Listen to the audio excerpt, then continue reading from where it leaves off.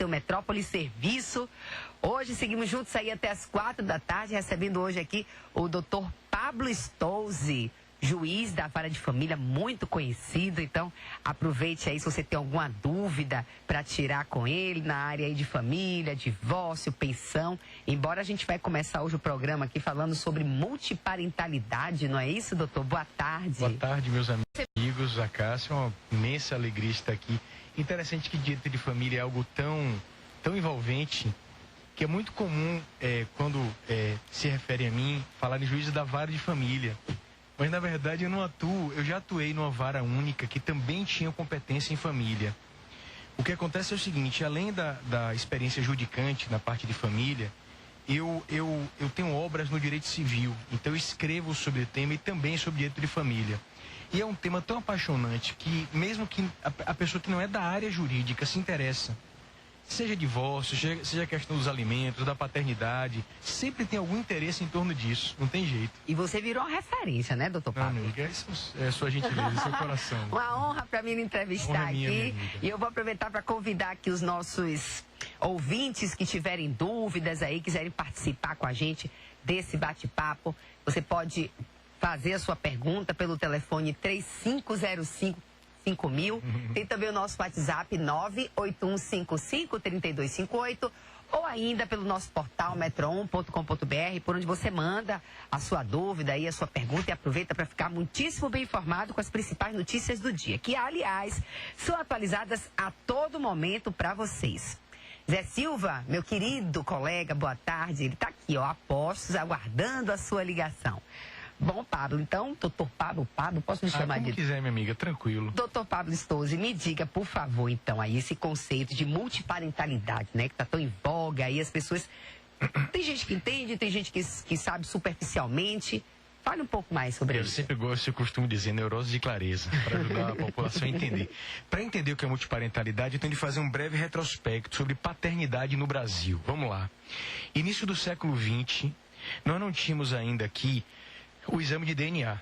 Então, quem definia o pai era a lei. A lei dizia assim, ó, é o Código Civil da época. O pai é o marido da genitora. Você via muito isso em novelas de época, novela das 6.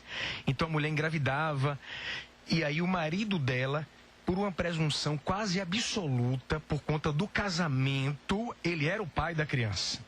Então, como não havia ciência na época, a lei estabelecia isso e todos os amigos da metrópole todos sabem que nem sempre ele era o pai. Então, você veja, por exemplo, no famoso livro, se vocês não leram, leiam, porque vale a pena, Dom Casmurro, de Machado de Assis, até aquela dúvida se Bentinho e Capitu se houve ou não infidelidade. O fato é o seguinte, durante muitos anos no Brasil, confundiam a ideia de marido com a ideia de pai. Mas o pai nem sempre é o marido, não é verdade, Acácia? Exatamente.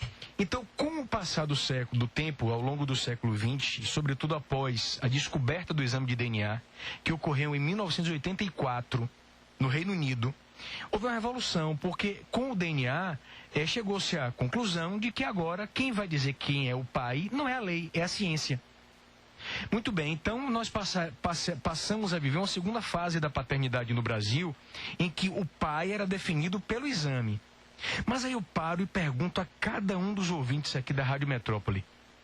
Eu sei que a paternidade biológica é algo muito importante, assim como a maternidade biológica. Mas será que não há situações em que o vínculo do afeto, mesmo quando não há o sangue, ele pode prevalecer? Ou seja, há situações... Eu me lembro muito de uma aluna minha que me mandou uma carta que me emocionou muito há muitos anos. Não vou dizer, claro, o nome dela, nem me recordo, também não diria. Ela mandou uma carta dizendo assim, Pablito, carinhosamente, ela se referiu a mim. Depois de assistir uma aula sua, eu tomei coragem, tomei uma decisão. Olha só a minha história. Eu tenho 32 anos, meu nome é fulano de tal, ela era de outro estado, não era aqui da Bahia, não. E meu pai biológico apenas me registrou. Ele nunca quis saber de mim. O que eu percebi, a Cássia, a dor dela nas entrelinhas da carta, é que ele não era falecido, não. Ele abandonou ela. Ela falou assim, Pablito, quem me criou, quem me deu afeto, quem ficou comigo quando eu estava doente, pequenininha, quem foi para minha formatura quando eu cheguei a colar grau, foi meu pai afetivo, meu padrasto. Aí é ele a quem eu chamo de pai. Então eu vou ingressar com ação na justiça para que o Poder Judiciário reconheça a chamada paternidade socioafetiva. Aquela situação em que, por conta da amálgama do tempo, com base nos tijolos do afeto, a criação, a paternidade de criação, vence o próprio sangue. Então ela me disse que iria pedir perante o judiciário que se cancelasse o registro daquele genitor, daquele que apenas gerou ela e que nunca quis saber dela, para que fizesse constar lá o nome de quem criou ela. Isso é lindo. É mesmo. Isso é uma revolução. Eu aproveito a dizer, inclusive, que o CNJ tem uma regulamentação muito importante em torno da paternidade socioafetiva, uma regulamentação afinada com esses novos tempos, em que você hoje pode ter o reconhecimento oficial de um pai ou de uma mãe de criação. Isso é bacana, né? Agora, é lindo isso, né? É lindo demais. A multiparentalidade eu não falei. Porque não dá para você entender sem ouvir isso antes. Essa relação socioafetiva. Como eu tenho neurose de clareza, eu vou dar um exemplo verídico. Aconteceu em São Paulo, na comarca de Itu. Isso ocorreu no interior de São Paulo. É claro que eu vou tornar, Zé, a linguagem mais simples aqui na rádio. Olha só. Um cidadão ingressou com ação na justiça, pedindo que o juiz em São Paulo desse uma ordem ao cartório para que no registro de nascimento dele constassem ao mesmo tempo o nome de duas mães. Aí, quando eu falei isso certa feita uma aula, o aluno fez assim: mas professor, como assim?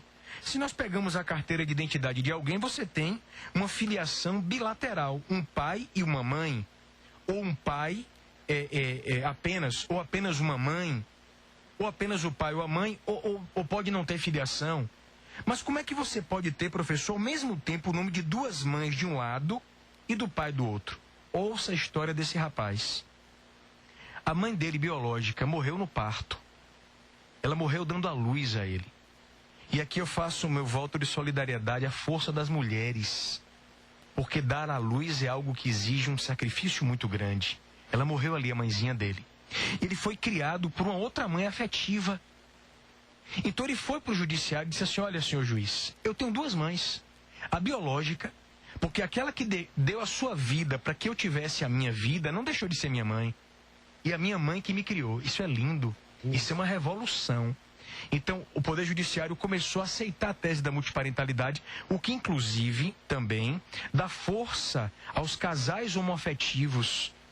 Porque o afeto, ele não olha para esse tipo de rótulo. O afeto é algo muito supremo, que não vê o sexo. É algo divino. Agora, os casos de multiparentalidade, para constar o nome de duas mães, por exemplo, obrigatoriamente tem que ter sido uma mãe, ou pode ter sido, por exemplo, uma irmã que criou aquela pessoa e poder constar na certidão de nascimento, por exemplo, ou a avó. Porque são muito comuns os casos também que a avó é mãe, você encontra algumas dificuldades aqui. Primeiro, quando eu falo em relação ao afeto, só para fazer esse adendo, é porque não importa se o casal é heteroafetivo ou homoafetivo, o amor que a gente recebe de pai e mãe é o mais importante. Eu costumo dizer aos meus alunos: respeitem as diferenças, respeitem as pessoas, dignidade humana, filosofia de vida. Então veja só, quando você pergunta, pode botar a avó ou a mãe?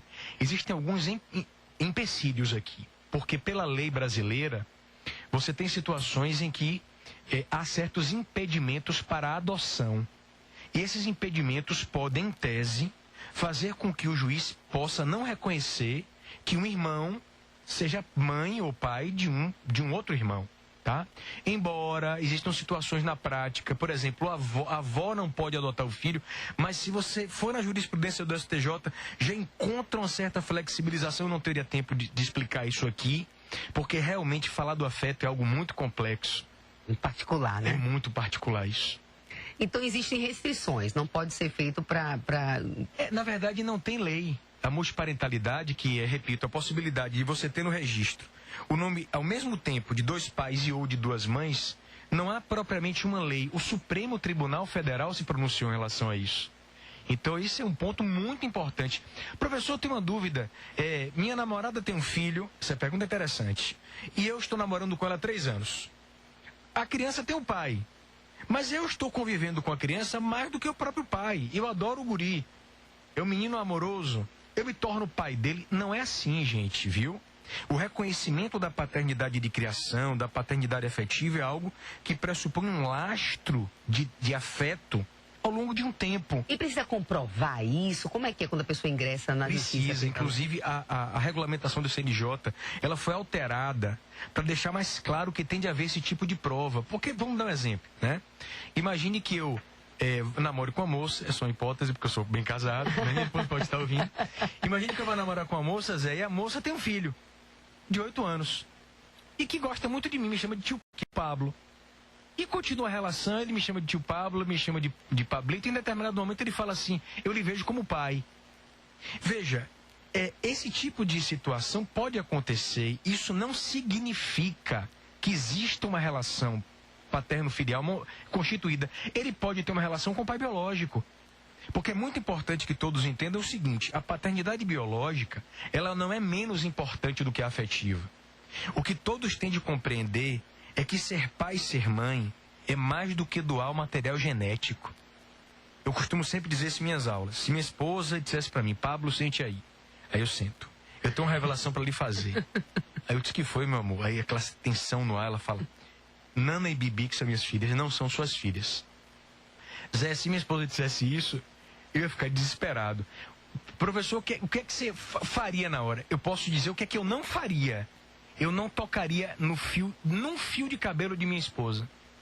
Porque eu costumo dizer aos meus alunos que as sociedades em que as mulheres são agredidas são sociedades que se encontram em grau de involução espiritual. As sociedades que tratam a mulher com respeito são sociedades espiritualmente evoluídas. Então eu posso dizer, não tocaria no fio de cabelo dela. Professor, você se divorciaria? Não sei. Você perdoaria se sua esposa dissesse que suas filhas não são suas? Talvez perdoasse, talvez não perdoasse. Eu respeitaria a integridade dela, com certeza, Zé. Eu ia ficar magoado, com certeza. Mas uma coisa eu garanto, Zé. Olhe no meu olho aqui. Eu lutaria pela paternidade das minhas filhas até o Supremo Tribunal Federal. Sabe por quê, Zé? Porque ser pai é dar amor, é criar, é educar. Não é simplesmente ter o sangue igual. Eu nunca vou esquecer uma situação que eu vivenciei na condição de magistrado. E que é um ofício muito difícil. Eu sempre converso muito com Deus, porque julgar é muito difícil. É por isso que o juiz, de fato, tem de ter comedimento, equilíbrio nas colocações dele. Eu também penso assim. Tem de ter sensatez. Eu nunca vou esquecer, Zé, numa audiência de adoção. Porque a adoção, gente, continua existindo. Tá? Não desaparece, não. O juiz, ele é obrigado a ouvir o pai adotivo. Eu nunca vou esquecer, a Cássia. Esse senhor sentou na cadeira e disse, eu tenho de colher o depoimento do senhor. Ele só fazia chorar. Ele soluçava o tempo. Eu não consegui colher. E disse assim, olha, senhor, não precisa falar nada mais. Suas lágrimas já demonstram ao Poder Judiciário o que é que o senhor... O vínculo que o senhor tem com essa pessoa, com essa criança. E claro, houve um estudo social para ver as condições socioeconômicas dele, etc. É muito forte isso. É forte demais, né? O amor é uma coisa ainda mais de pai e filho, seja adotivo, não seja adotivo. Agora, Pablo, situação, por exemplo, de um pai biológico ser vivo, mas não ter tanta convivência com o filho, e um pai socioafetivo, né? Uma união que ele tenha feito com a mãe da criança, depois de um período, sei lá, 10 anos, o pai biológico não querer que o nome do outro pai conste na certidão, ele pode se opor a isso? Pronto. Chegamos ao Supremo Tribunal Federal. O Supremo Tribunal Federal julgou um recurso extraordinário RE 898060, que nós, professores da área de civilistas, nós aguardamos com muita ansiedade para ver o que o Supremo ia dizer, porque é a última palavra do Supremo. E o Supremo, quando tratou do tema paternidade e multiparentalidade, ele firmou uma tese. O Supremo definiu o seguinte: isso está definido pelo Supremo Tribunal Federal, sendo claro aos amigos da metrópole, que é o tribunal instância máxima no Brasil. A decisão, no sentido de manter o nome de apenas um dos pais ou de mais de um, é exclusivamente do filho. O filho pode dizer assim, ó, eu vou tirar o nome do biológico para inserir o nome do afetivo, porque o biológico não manteve nenhum vínculo comigo, etc. Ou vou manter os dois. O Supremo abriu a possibilidade, à luz do princípio da responsabilidade paternal, o ministro Fux, num voto belíssimo, citando inclusive decisão do Tribunal da Louisiana nos Estados Unidos, o Supremo disse assim, a decisão do filho. Ele pode inclusive manter o nome do biológico, inclusive por questões patrimoniais.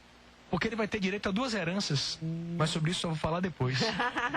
Agora, sim, doutor Pablo, se for uma criança, porque a criança não tem o poder de decisão assim, fica com quem a decisão? Não, veja só. Só da justiça? Veja só. É claro que a tese firmada nesse sentido vai pressupor uma autonomia de vontade por parte desse filho. Quando você tem uma situação de uma criança aí, esse tipo de situação, ela não é operacional. Você não tem como decidir multiparentalidade sendo uma criança. O que acontece com a criança é que ela, indo inclusive para a prática, ela é representada, em geral, pela genitora, ou o MP pode atuar, faz um belíssimo trabalho, para investigar a paternidade. Ela não sabe quem é o pai. Mas se ao longo do tempo há uma criação, há um vínculo com mais de um pai ou de uma mãe, ele já adulto poderá se pronunciar em relação à multiparentalidade. Quando adulto. Tem uma mensagem aqui de uma ouvinte que não se identifica e ela fala justamente sobre a herança que você acabou de falar aí. Uma vez reconhecidas as 2 mães, como fica o caso da herança? Perfeito, nosso amigo ouvinte. A pessoa que tem em seu registro o nome de 2 pais terá direito sim a 2 heranças. 2 heranças. Mas da mesma forma, veja como pode haver um sentido inverso. Se lá na frente esses 2 pais estiverem idosos e necessitarem de alimentos, esse filho pode ter de pagar pensão alimentícia para os 2 pais. Entendo. Outra pergunta que eu dá dúvida é de um outro ouvinte também, que não se identificou. Ele diz quais são os passos a serem dados para retirar o nome do pai biológico e colocar o do padrasto. Existe algum custo? Você tem 2 caminhos. Primeiro, a orientação mais segura que eu posso dar ao nosso amigo ouvinte é que ele procure o advogado ou a defensoria pública, que vai verificar a possibilidade de se recorrer à via administrativa por meio da normatização da CNJ ou se é necessário uma ação judicial. Pergunta aqui também não sobre multiparentalidade, né, mas da área de família também. Doutor Pablo, boa tarde. Como se divide pensão e necessidade de uma criança com autismo? A mãe não trabalha para dar atenção ao filho. A mãe faz costura em casa. Em caso de irmos ao judiciário, a divisão de valores da necessidade do filho será meio a meio? Pergunta importante. Não há na lei uma especificação de percentual de pensão alimentícia. Não há. Então vai depender da análise do juiz no caso concreto, mas a situação especial da criança, nesse caso ela mencionou a questão do autismo, que tem que ser tratado com muito respeito no Brasil. Quando a gente faz uma pesquisa em torno do autismo, se você faz uma pesquisa na base de dados da página oficial do CDC norte-americano, as estatísticas são muito impressionantes. Atuar de 1 para 59 nascimentos. Então temos de ver o autismo com muito respeito. Então, respondendo à nossa querida ouvinte, não há um tabelamento na lei. Vai depender da fixação feita pelo juiz, mas certamente vai ser levado em conta a situação do menor, e sim. Falando ainda sobre pensão alimentícia, doutor, quando o caso é de guarda alternada, né, compartilhada, mas alternada, é dividido em meio a meio também, ou há a proporção de quem ganha mais contribui com mais e quem ganha menos contribui com menos? Vamos lá. Porque as crianças ficam uma parte do tempo com os pais, uma parte do tempo com as mães. E aí, como é que o juiz vê Dá esse tempo tipo de responder, te dar pausa essa? Dá sim. Porque, sim. Veja só, para responder bem a sua pergunta com clareza, eu tenho neurose. De ser claro com os meus amigos. Ótimo, nossos ouvintes adoram isso. Porque, veja só, você falou, sua pergunta foi bem interessante. Você pergunta, como fica a pensão alimentícia na guarda alternada? Então, como eu sei que pode haver ouvintes que não sabem o que é guarda alternada, explicar a diferença, eu vou fazer uma brevíssima revisão. O que é guarda alternada, o que é guarda unilateral, o que é guarda compartilhada. Porque muitas vezes as pessoas falam compartilhada, achando que é alternada. Que é alternada, vamos lá. A guarda unilateral é aquela em que a criança fica com um dos pais, cabendo ao outro direito de visitas. É tradicionalíssima no Brasil, tá? Não é a melhor modalidade. A guarda alternada é aquela em que a criança, ou adolescente, enfim, ela reveza períodos exclusivos com o pai e a mãe, alternadamente. Então, por exemplo, de 1º de janeiro a 30 de junho com a mãe, de 1º de julho com o pai, e os períodos vão sendo alternados. Ou uma semana com uma semana com outra. Pode ser. As frações de tempo podem variar, mas Se há uma fração de tempo, por exemplo, em que a criança ficará comigo, a mãe terá visitas. E vice-versa. Tá claro isso? Isso. A guarda compartilhada é a melhor modalidade. Porque não há essa divisão, não há essa espécie de... Não há essa exclusividade. Há um compartilhamento. Pai e mãe exercem a guarda, corresponsabilizam-se. Vou chegar à sua pergunta. A pensão por segurança deve ser fixada. Agora, é claro, se há uma alternatividade, um compartilhamento, isso vai ter que ser levado em conta. Porque a criança, muitas vezes, está materialmente com um e outro, se revezando. E muitas vezes, mesmo que você fixe em percentual, na prática, isso é flexibilizado. E vou te dizer mais ainda, Cássia, há muitos casos em que há pessoas que podem estar me ouvindo agora, que por conta do divórcio, a guarda, por exemplo, ficou com a mãe. O pai tem direito de visitas. Mas graças ao bom Deus, o pai e a mãe se dão bem. Na prática, eles compartilham a guarda. Bacana. A criança fica com um e com o outro. Então, muitas vezes, o percentual formalmente fixado não acompanha a realidade.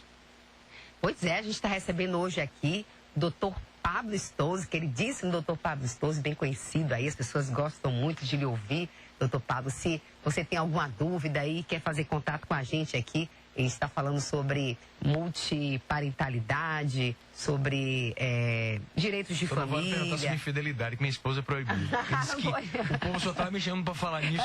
Eu falei, ela, gente, com todo amor, Zé, eu falei, eu escrevi sobre isso, porque eu sou obrigado a escrever, porque eu escrevi sobre família, mas eu não coloco minha colocação.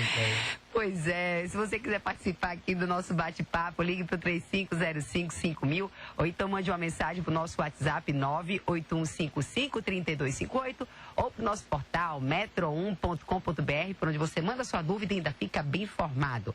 Bom, a gente não vai falar de infidelidade, mas a gente pode falar, por exemplo, uma coisa que eu gosto de lhe perguntar para ouvir a resposta, sobre a questão de quando a mulher separa do homem que tem uma pensão e depois ela resolve namorar. O ex-marido tem que continuar bancando? Rapaz, Zé tá nervoso aqui olhando, Zé tá nervoso agora. Veja só, existe entendimento do Superior Tribunal de Justiça dizendo o seguinte. Primeiro vamos entender pensão alimentícia no casamento, né? Veja só, quando, por exemplo, o marido paga pensão à esposa, toda a pensão, não há um tabelamento na lei quanto ao valor, deixei claro isso. Mas a pensão pressupõe um binômio. De um lado, a capacidade de quem pode pagar e de outro, a necessidade de quem está pedindo, tá bom? Muito bem. Então, exemplo, o marido paga a esposa, ou vice-versa, direitos iguais, tá? Vamos pegar o exemplo, o marido paga a esposa, Zé, tá? Até quando o doutor Pablo vai pagar? Bem, enquanto houver necessidade de um lado e capacidade do outro, o pagamento vai sendo feito. Segundo o Código Civil, o pagamento é feito até que haja um novo casamento, ou uma nova união estável, um concubinato. Exemplo, eu vou pagando pensão para minha esposa, aí ela se casa de novo, aí eu deixo de pagar. Então havia casos em que o marido vinha pagando e a esposa, ela decidia não casar. Para continuar recebendo a pensão. Pode acontecer o contrário. Porque a gente não pode haver uma visão machista do mundo, pode ser o contrário. As mulheres têm direitos iguais. Mas vamos pegar o exemplo que eu dei, uma vai pagando. Aí ela vai recebendo a pensão, ela não casa, ela começa a namorar. Aí eu tomei contato com o julgado em que o cidadão ficou revoltadíssimo, ingressou no judiciário, chegou ao STJ, dizendo que não é mais pagar, porque não teria sentido ele pagar a pensão para a esposa que estava trabalhando. No julgado com o qual mantive contato e estudei, o STJ disse que namorar ela podia. Ele continuava pagando. Mas essa é uma posição que eu considero até já ultrapassada na jurisprudência do próprio STJ, pelo seguinte, as decisões mais atuais estabelecem o seguinte, atenção meus amigos da metrópole, no caso de casamento e união estável, pensão alimentícia, se o marido e a mulher, companheiro e companheira, por exemplo, estão se divorciando, marido e mulher, esse pagamento de pensão alimentícia, se os cônjuges ou companheiros são pessoas saudáveis, podem trabalhar, é um pagamento temporário. É o justo. Então, os juízes hoje têm entendido, por exemplo, que se eu me divorciar de minha esposa, ela parou de trabalhar para cuidar das meninas. Ela é advogada, ela retornou há algum tempo. Se eu me divorciasse dela, enquanto ela estivesse parada, eu era obrigado a pagar pensão para ela, independentemente da pensão para as meninas. Tá claro, Cássia? Ah, sim. Mas essa pensão é temporária, porque minha esposa pode trabalhar, tem saúde. É formada, tem capacidade. Agora, imagine o caso de minha mãe, Acho que ela está até me ouvindo agora. Um beijo para minha mãe. É uma senhora já de certa idade, né? Está casada com meu pai há mais de 50 anos, um casamento belíssimo. Está chegando nos 70, eu acho. Não vou arriscar aqui. Se meu pai resolve agora largar minha mãe, meu pai estiver ouvindo, vai pagar a pensão, pai. Aí não é temporário, enquanto ela precisar, pela condição, tá entendendo isso aí? É diferente. Eu acho assim. Essa relação de capacidade dessa cidade. E as pessoas têm que trabalhar, Vocês não acham, meus amigos ouvintes da metrópole? Não é isso? Pois é, vamos lá. Tem ouvinte na linha, né, Zé? Vamos ouvir então aí a dúvida do Elcimar, que tá na 3. Boa tarde, Elcimar. Oi, boa tarde, tudo bom? Tudo jóia. Doutor Pablo. Oi, Elcimar, tudo bem, amigo? Minha esposa faleceu tem 2 meses, tá? E eu tenho uma certidão de convivência com ela. Essa certidão de convivência não dá direito de eu sacar as coisas que ela tem, tipo a rescisão de trabalho dela? Perfeito, meu amigo. Um abraço, meus sentimentos, meu irmão, viu? De coração pra você. Olha só, existe uma lei no Brasil, a famosa lei dos alvarás judiciais, a lei 6858 de 80.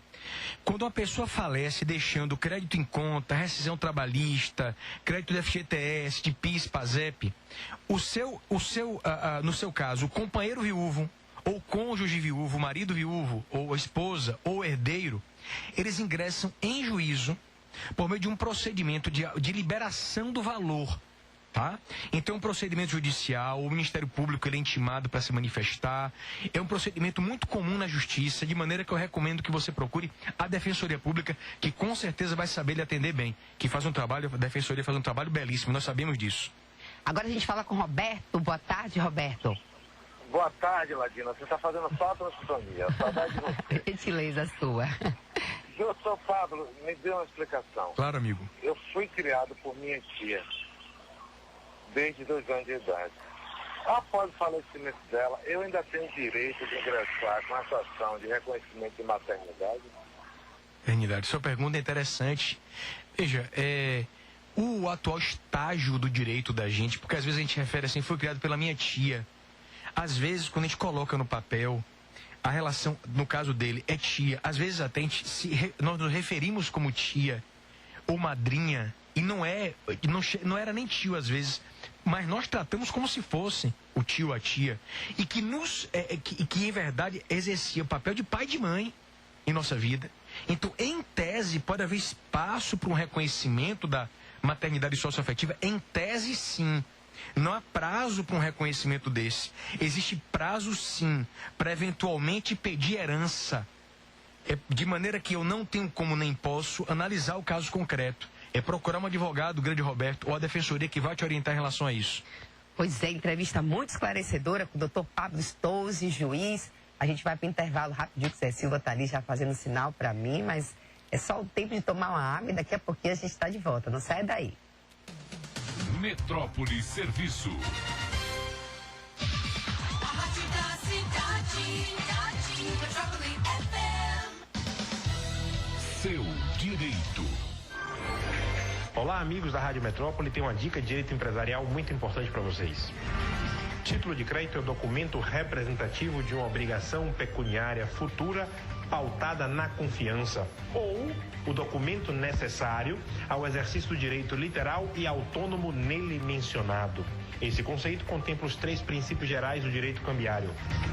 Boa prova a todos vocês. Aqui é João Glicério, da Múltipla. Governo Federal apresenta Aqui é Bahia. É a duplicação da rodovia BR-101 Nordeste que oferece mais segurança nas estradas. É a construção da ferrovia de integração Oeste-Leste que gera empregos e facilita o escoamento da produção agrícola e de minério. Acesse gov.br/Aqui é Brasil e saiba mais. Aqui é Bahia. É mais infraestrutura. Aqui é Brasil. Governo Federal. Você está voltando para casa? Então imagine chegar lá, abrir a porta e não encontrar quem você mais ama te esperando. Essa é a minha vida desde que eu perdi minha filha para dengue. Não deixe a dengue, a chikungunya e a zika entrarem na sua vida. Elimine os focos do mosquito, porque ele está em todos os lugares e pode até matar. E você? Já combateu o mosquito hoje? Acesse saude.gov.br/combate a Aedes e saiba mais. Ministério da Saúde, Governo Federal, Pátria Amada Brasil. A A Giro Giramundo Viagens está com viagens fantásticas para o Réveillon em Lisboa, Istambul e Lisboa, Porto. Muitas outras opções. Réveillon é com a Giro Giramundo Viagens. Comece 2020 em um lugar incrível. Giro Giramundo Viagens. 71-3267-7555. giramundoviagens.com.br. A fábrica de bolo Vó Alzira do Hiper Bom Preço da Bonocô informa aos seus clientes a mudança para o Walmart da Vasco da Gama. Venha conhecer a maior franquia de bolos do Rio de Janeiro, agora em Salvador. Bolos a partir de R$15 com cobertura grátis. Telefone 981294974. A natureza em esplendor nos reserva, meu amor. Tanta paz, tanto prazer, um lindo rio, mais puro ar. O verde se casando com o azul, o céu abraçando o mar. Em todo o litoral norte não tem comparação esse lugar.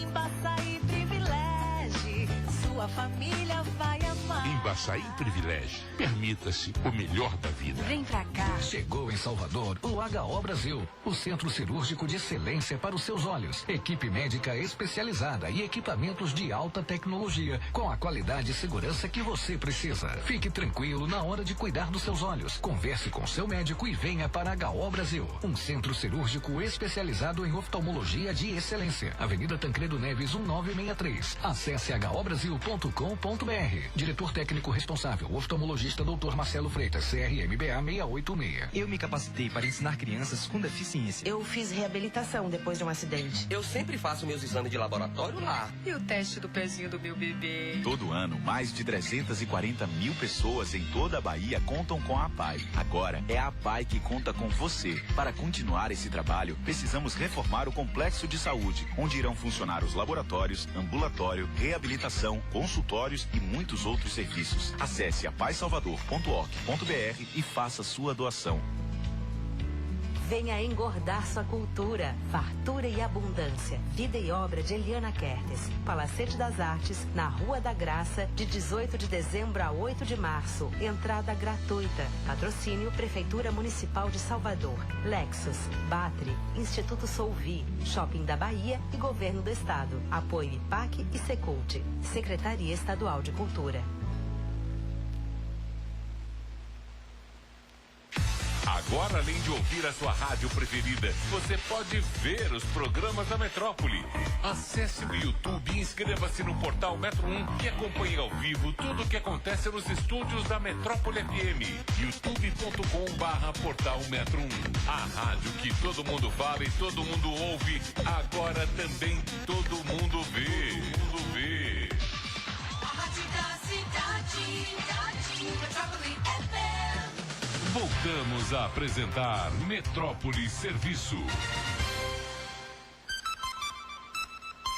3h39, estamos de volta com seu Metrópole Serviço. Hoje recebendo aqui o queridíssimo e muito conhecido juiz Pablo Stouza. Estamos falando aqui sobre direito de família. Falamos muito sobre multiparentalidade no primeiro bloco. Se você tem alguma dúvida e quer participar aqui com a gente, o telefone é o 35055000. Tem também o nosso WhatsApp 981553258. Você pode mandar também a sua dúvida pelo nosso portal metro1.com.br. Você manda por lá a sua perguntinha e aproveita aí de quebra, fica bem informado com tantas notícias que são atualizadas aqui pela nossa redação a todo momento. A gente conversava aqui no intervalo, para você aí, compartilhando com você aí, ouvinte, a nossa conversa, sobre os modelos de guarda, né, hoje das crianças. Existe um modelo aí que ele é adotado fora do Brasil e que aqui não é tão comum, mas que funciona. Eu posso falar isso como experiência própria, que é a nidação, não é isso, doutor? Explica aí, por favor, doutor, para os nossos ouvintes como é a nidação e os benefícios dela. É uma modalidade de guarda pouco conhecida. Imagine que eu e minha esposa moramos numa casa na Pituba, no apartamento, temos 2 filhas, resolvemos nos divorciar. O que é que acontece na prática? O pai vai para um lado, a mãe vai para o outro lado. Muitas vezes vendem o apartamento, etc. Na nidação, eles mantêm o apartamento em que as crianças moram. E cada um vai para um lado. E eles se revezam no apartamento. para evitar que as crianças percam contato com os amiguinhos do condomínio, sintam a mudança de ambiente. É claro que esse tipo de guarda é excelente, por um lado, para a criança, na perspectiva de não perder vínculos, mas pressupõe ter condição financeira para isso. Pois é, precisa, né, doutor? Pra ter um lugar para ir. Porque você tem de ter, cada um tem que ter o seu espaço. E às vezes você não tem. Muitas vezes você, se o casamento não vai bem, você não tem para onde ir, está no mesmo apartamento. Eu elevo o pensamento ao alto para os amigos da metrópole sempre manterem tranquilidade, procurarem o apoio de um advogado, sempre tentar manter o diálogo da civilidade, para que aquele fiozinho de respeito não desapareça nunca.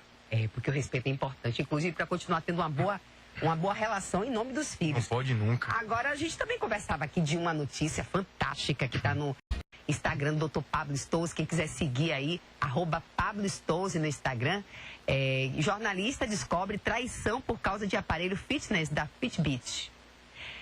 Aplicativo revelou aumento de batimentos cardíacos do ex-namorado durante a madrugada. Olha só que interessante, gente. O casal usava aqueles braceletes que trocavam informações para a prática esportiva. Segue o trecho da notícia aqui. Um acessório fitness da marca Fitbit foi crucial para a descoberta de uma traição. O caso aconteceu com a jornalista esportiva Janice Slater. A especialista em futebol americano contou na internet que o namorado havia presenteado com esse aparelho capaz de detectar as atividades físicas. O que ele não imaginaria era que o mesmo dispositivo apontaria diversas movimentações incomuns durante a madrugada, quando ele estava com outra pessoa. E aí, refletindo academicamente, se fosse no âmbito do casamento, essa prova poderia ser admitida em juízo para a apuração de eventual responsabilidade por dano moral, doutor? Eu fiz só uma reflexão acadêmica, que é o que me caberia fazer, né? Não aconteceu no Brasil isso. Eu demorei de entender, mas vou tentar explicar o que aconteceu. O casal comprou um bracelete para prática de esporte. Esse bracelete, ele mede batimento cardíaco, etc. E um bracelete transmite informações para o outro. Era como se fosse uma conta do iCloud, que você pode ter 12 aparelhos. Eu não vou muito longe. Os relógios hoje, os relógios smart, esses relógios inteligentes, tá? Você tem a função de, para prática esportiva, você pode compartilhar com outras pessoas informações da sua prática esportiva. É verdade, isso acontece. E foi o que aconteceu com esse casal. Então, eles compraram esse bracelete e a moça viu no bracelete dela que o bracelete dele estava sendo usado de madrugada, que o batimento cardíaco dele estava muito alto. Não tinha como ele estar, por exemplo, correndo na rua na madrugada. Ele podia estar correndo na rua. Ora! Eu não estou defendendo o rapaz, não. Mas veja só. A colocação, obviamente, que ela acabou descobrindo a traição porque ele estava com outra pessoa. O que eu coloquei aqui, apenas a reflexão acadêmica, né? Se isso acontecesse no Brasil, essa prova poderia ser admitida em juízo para efeito de responsabilidade civil. Essa é uma pergunta que nos leva a uma reflexão interessante, porque às vezes, hoje em dia, no processo eletrônico, é muito comum acontecer isso.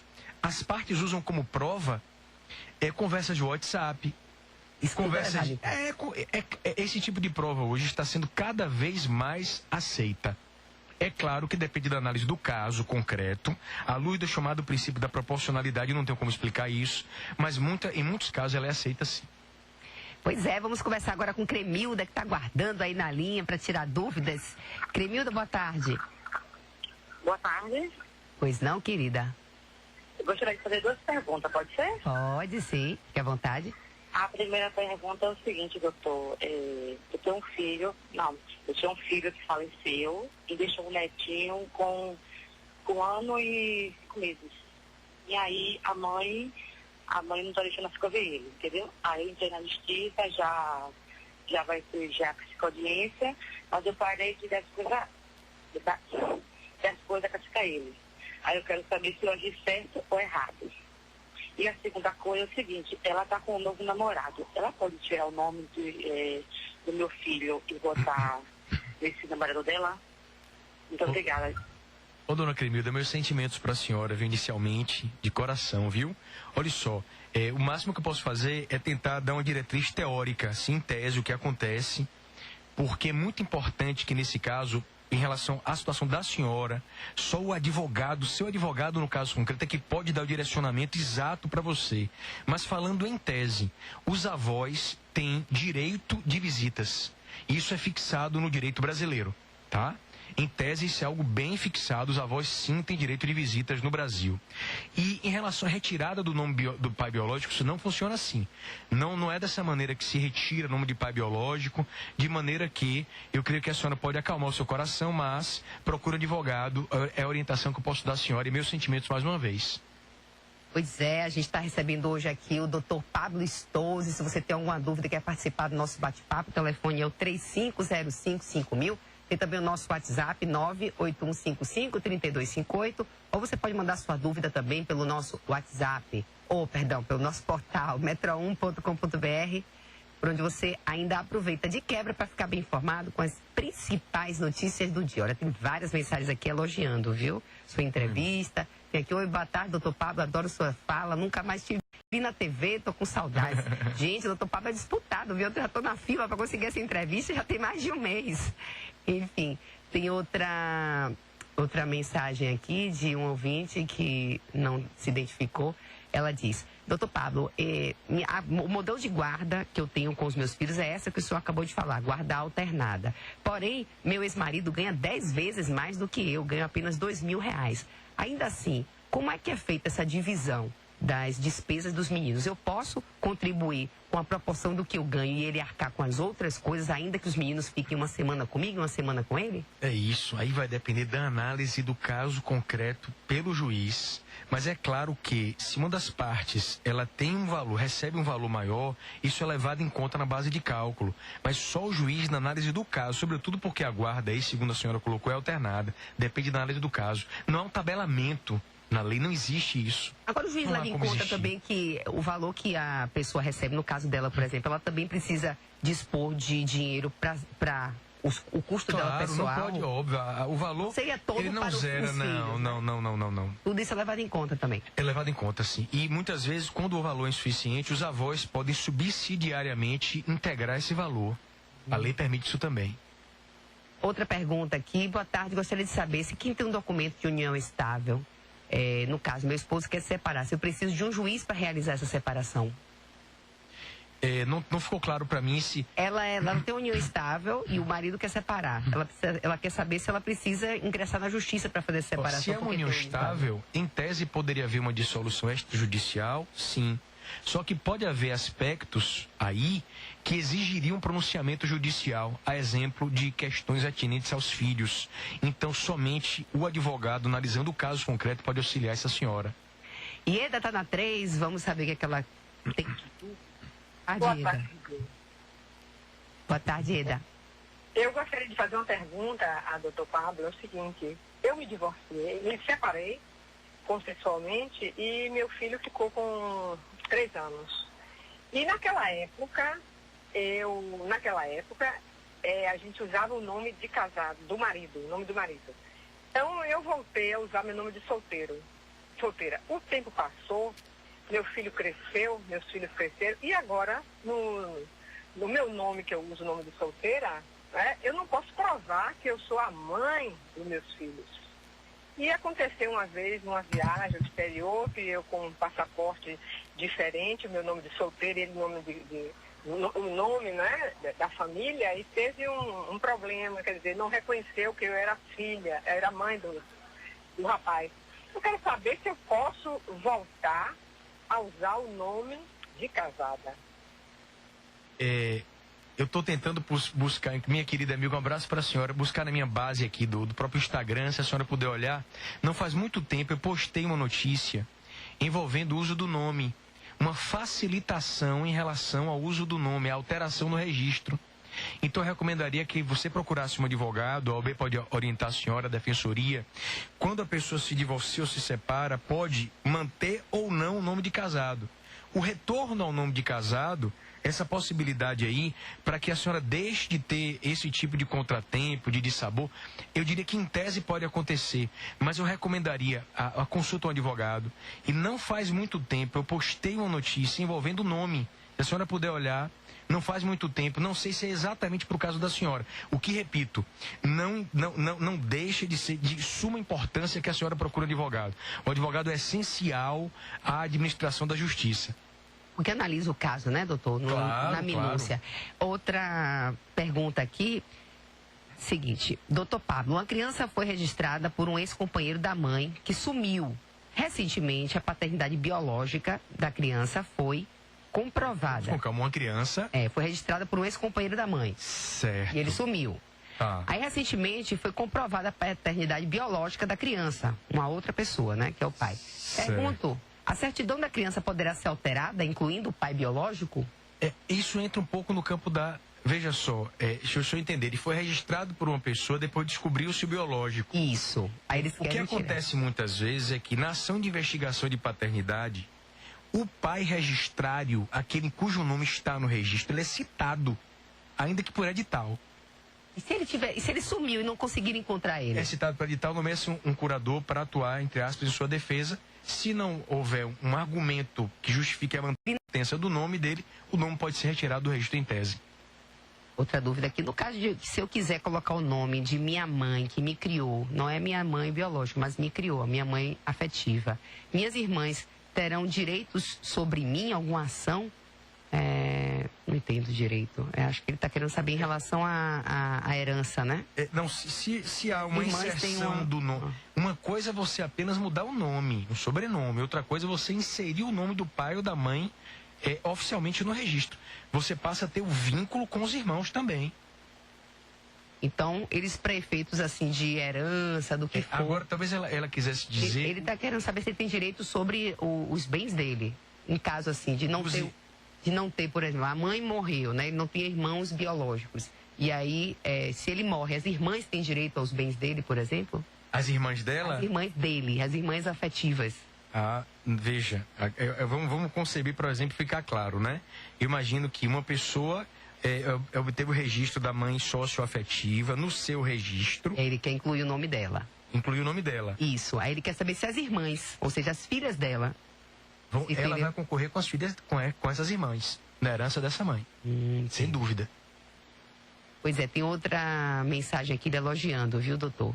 Eles dizem esse advogado, mas esse juiz deve ter sido muito bem criado pelos pais. Que fala bonita, que postura, Deus lhe abençoe, diz aqui o ouvinte. Muito obrigado, viu, dedico a Deus. Temos mais perguntas aqui, não está atualizando pelo sistema, mas chegando pelo nosso WhatsApp, muitas dúvidas. Doutor Pablo, eu posso me divorciar do meu ex-marido e se me arrepender, depois casar novamente? Em tempo, preciso casar no mesmo regime que casei anteriormente e me divorciei? Vamos com calma. Eu posso me casar? Ela quer saber o seguinte, ela está casada e vai se separar. Se ela no futuro quiser casar novamente com o marido, ela pode casar? É romântico, inclusive. E o regime de bens? Pode ser um outro regime de bens? Agora, pode ser um outro regime de bens, mas é importante se verificar. Porque a lei diz o seguinte, quando você não faz a partilha do primeiro casamento, você cai no regime de separação obrigatória no segundo. Mas é com a mesma pessoa, então... É obrigatório. Talvez você flexibilizasse a regra. Resumindo, ela pode casar, divorciar e casar várias vezes. Tá com essa dúvida. Mas pode, não tem problema. E pode se alterar o regime depois de bens, não tem problema. Em tese, pode alterar o regime de bens. Mas é importante analisar e investigar o caso concreto, que eu não posso fazer. Henrique está na 3 com a dúvida. Boa tarde, Henrique. Boa tarde, doutor Pablo. Caro Henrique. Eu quero saber a diferença entre comunhão parcial de bens e separação legal de bens. Tá. Grande Henrique, vou tentar ser bem sucinto e objetivo, meu irmão. Na comunhão parcial de bens, que é o regime mais comum no Brasil, arrisco dizer que 90% dos ouvintes da metrópole são casados em comunhão parcial de bens.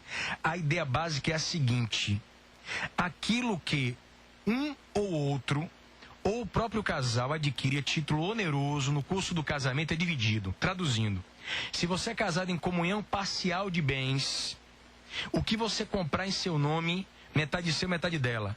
O que ela comprar em nome dela, metade seu. Tá claro, Henrique, isso? Comunhão parcial, regra básica, é a divisão dos bens comprados ao longo do casamento. Estou sendo bem simples na explicação, tá?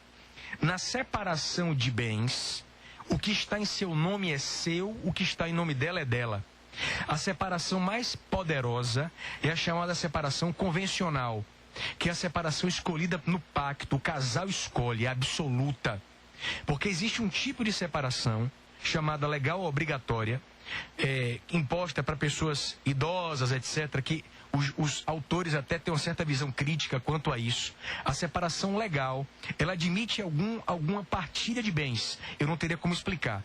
Mas, resumindo, comunhão parcial, o que você compra em seu nome ou a sua esposa, metade de um, metade de outro. O que foi adquirido onerosamente no curso do casamento. Separação de bens, quando absoluta, o que está em seu nome é seu, o que está em nome dela é dela.